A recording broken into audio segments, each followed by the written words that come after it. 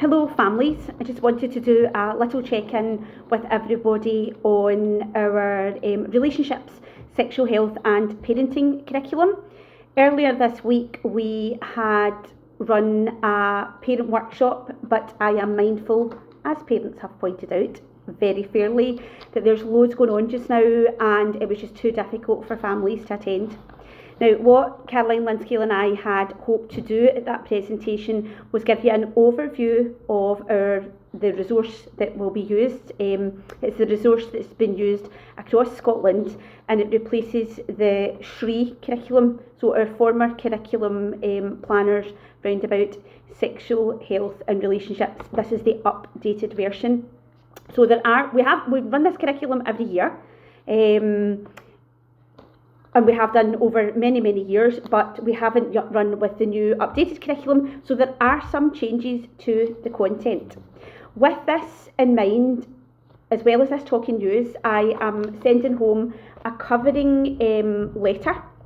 The letter has live links on it, so for your child's age and stage, you will be able to see the content of the lessons that will be covered in school and the resources and PowerPoints that will be used to support that learning. It's an excellent website and very easy to navigate, but as I say, the live links are on there. I would urge you to have a look at the content. In the past, we have understandably had families who are concerned about the age and stage of the appropriacy of this part of the curriculum, and if you would prefer your children to be withdrawn from learning, they will be offered an alternative experience, then you have the right to do that. But what I would ask you to consider, if that's kind of where you're thinking, is that boys and girls talk to one another. So even if your child's not part of a particular lesson, the boys and girls talk in the playground, they talk out of school. But the other thing that I would ask you to consider is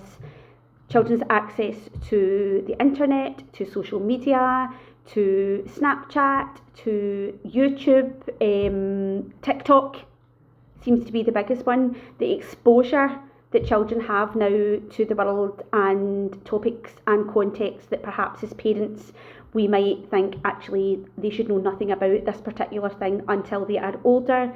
Our capacity to control that now is far less than it ever was. And what I would say about the relationships, sexual health and parenting curriculum is that it's learning that is research based.